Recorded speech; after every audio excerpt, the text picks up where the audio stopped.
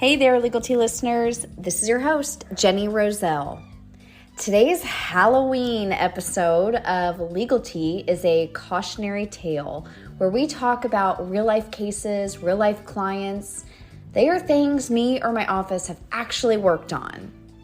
And I figured since today is Halloween that we should do something a little spooky, and some even may find straight up icky. We're talking about planning for what happens to you after you die. And I quite literally mean you, like your body. Like, are we celebrating your life by a funeral?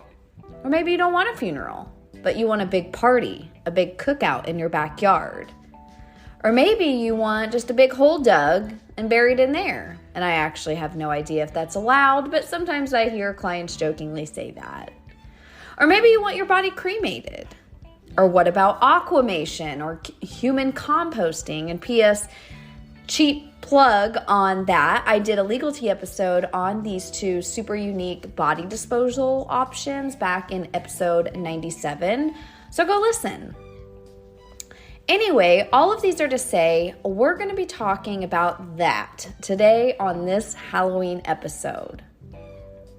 So generally speaking, there are three ways to tackle this part of post-death planning.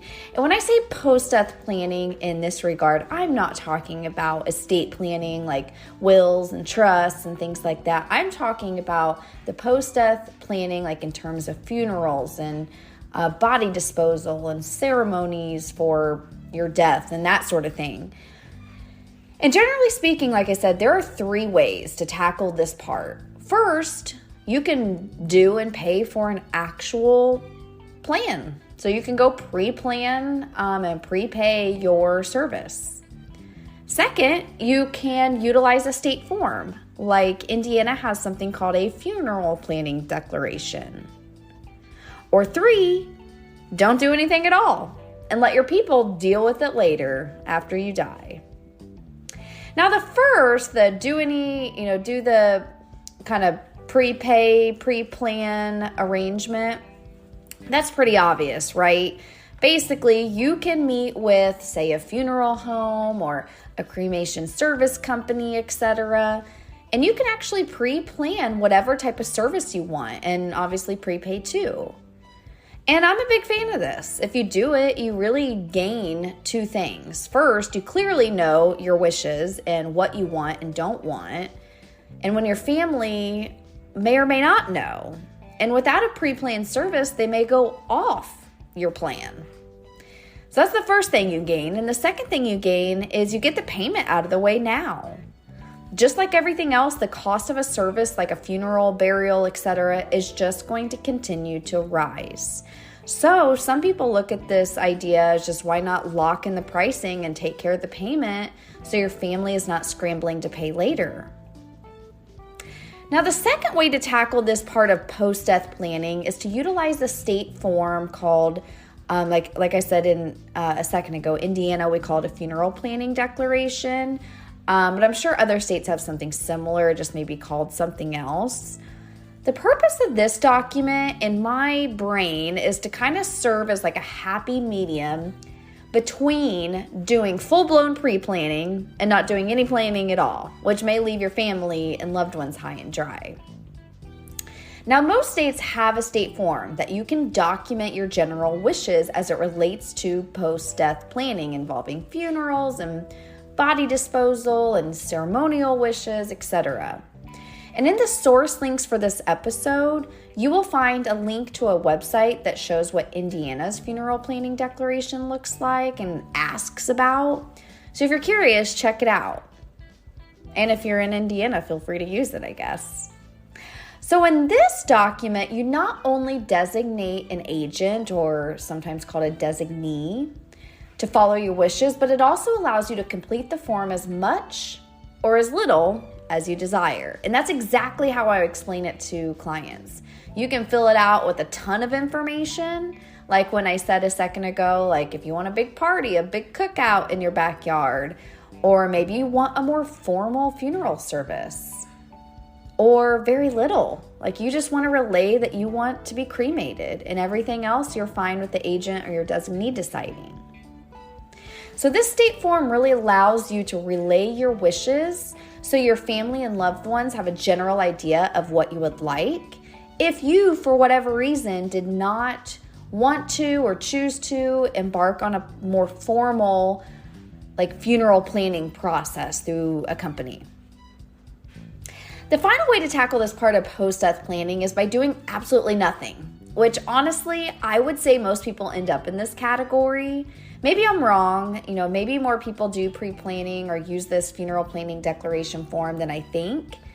But I would venture to say I'm right, that I think a lot of people end up in this category. That at someone's passing, by far what happens more frequently is the family and loved ones are making decisions on the type of service, the type of body disposal, the type of casket, the type of music, the type of this, the type of that. Now, this isn't right or wrong. This option is not the right one or the wrong option.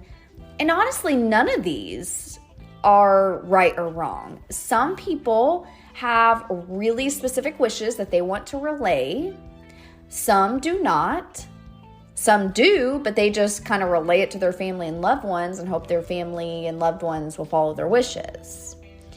So I have a couple stories, a couple real life clients that I've helped in this realm that I wanted to share with you guys because I think it really helps demonstrate some of the takeaways for this episode. So the first story involves a married couple, husband, wife. I've been working with them actually for a long time, and they had asked me recently that, whether or not, what my general opinions were on this very topic. And I kind of summarized everything I have just talked about, that you can pre-plan, you can prepay, you can use this state form, or you can just say, hey, I leave it up to my family. Well, long story short, they didn't really want to embark at this point on any kind of more formal planning. And honestly, I'm in a weird way kind of glad they said that because they're really, really procrastinators at heart. And they really gravitated doing a funeral planning declaration. And as we talked about this funeral planning declaration, what ended up transpiring was that they really had very different desires as to what they want to see and what they want, played out, I guess, after each one of them passes.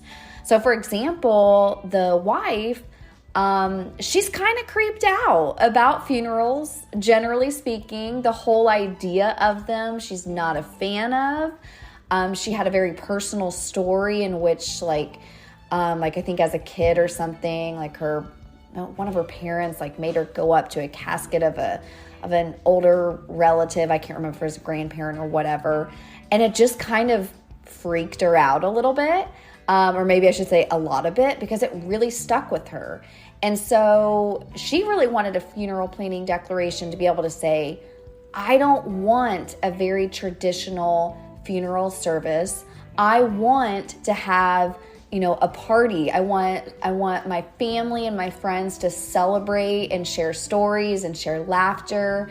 And so she was really gravitating, of this idea of have a party, have a cookout in the backyard. And she even kind of jokingly said to me, she was like, hey, Jenny, could you, show up to the celebration and make sure they're all popping champagne? I was like, I think I've got your back on that. But interestingly, the husband was the total opposite, where he wants a very, a much more traditional service with a funeral.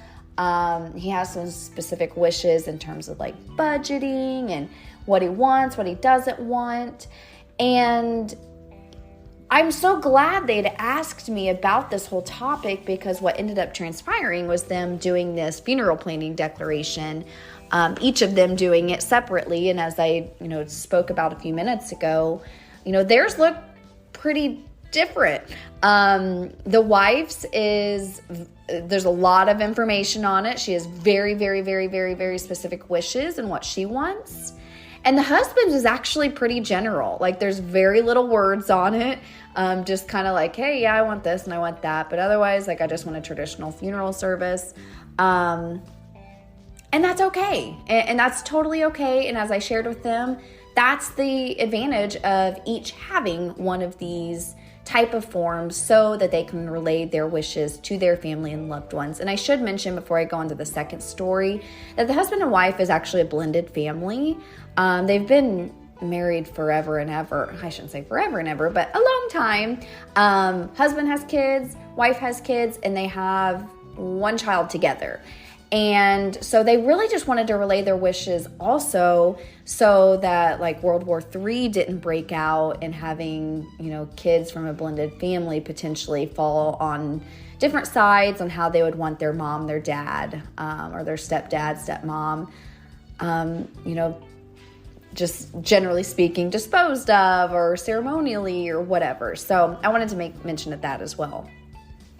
So the second story, another individual that I helped, this was a handful of years ago. And, this may make you kind of snicker or giggle, but it was a similar situation. A lady had some very specific wishes that I'm going to get to in just one second. But the lady really didn't want to, again, embark on a more formal funeral pre-plan sort of process. And she had asked me if there were any other alternatives. So I started talking to her about this funeral planning declaration, and she was like, oh, that sounds perfect. And she was like, in between this meeting and our next meeting, can you actually give me a copy so I can start kind of putting pen to paper? And I was like, yeah, sure, great. So I give her a copy to just start putting pen to paper, document her wishes, and then I was going to take that at the next meeting and type it up for her. So the next meeting we get to the next meeting, and ultimately she hands over her, handwritten funeral planning declaration. And I start reading through it just to make sure I understood what she was trying to relay to me, so I could make sure the document that I'm going to type up is reflective of what she wants. Well, one of her very specific wishes was that she was a collector of some various types of dolls. And I wish I could remember this lovely lady's name so I could go pull the exact language, but there were some kind of dolls. I don't remember whether they were Barbie dolls or Cabbage Patch dolls. I don't remember. All I remember is that they were dolls. And she had a very specific wish that her dolls get put in her casket and her dolls get buried together. And I share that story, and I share her story with several clients actually. Of course, I don't share her name, and I can't even remember her name at this point. But it can be that specific. And that is kind of the beauty of this funeral planning declaration form, is really, if you do have any specific wishes like that. I've also seen kind of on the same, a totally different, not this client, but I've seen this in multiple clients where they will ask me to incorporate in this funeral planning declaration form to put cremated remains of their pets in with them. So that's something else I see quite often. But, these last two stories really just, to me, demonstrate the power of considering what you would want, right? And deciding if you want to proactively do some pre-planning to ensure it takes place. Or maybe you just want to relay it to your family or loved ones. Or maybe you do a form like the funeral planning declaration. Since this episode is technically a cautionary tale type of episode, I wanted to share those examples of what real clients have done. And the biggest takeaway you should hear from this episode, honestly, is that whether you have any specific wishes as it relates to what happens after you pass, whether it's you want to have a party, or you want to have your dolls in your casket, or your cremated remains of your past pets in with you, you have to document those. Or if you don't want to document them, you have to get them out of your brain and into the hands of your family or loved ones to know. Because otherwise, it kind of depends, if you don't ever relay it either in writing or verbally, how will they ever know, right? Okay, so let's wrap up this episode so you all can go trick-or-treating with your family or whatever, or maybe you're getting ready to get the candy bowl out or something. If you're anything like my husband and I, we actually live in the country and we don't even turn our light on because legitimately no one comes. So Halloween's always boring. We don't have children of our own. So Halloween's always a little boring in my household, but that doesn't stop me from getting bags of candy at the grocery store. So there's that. Alrighty, next week we're back to the current events, current trends topic, and something I've seen or run across, or maybe just like a very timely or relevant topic that I think would be interesting to talk about here on Legal Tea. So next week we will be in November. Does anyone know how the heck it is the end of 2023? And I bring this up because we're getting close to the holidays, my friends, and where we may start seeing family and friends that we usually only see around the holidays. The holidays are often when me, as an estate and elder law attorney, we will absolutely start hearing from kids and grandkids about their aging parents or grandparents or loved ones. And you may notice as we get into the holiday season and you start seeing your your family and loved ones, you may notice some things that you are concerned about.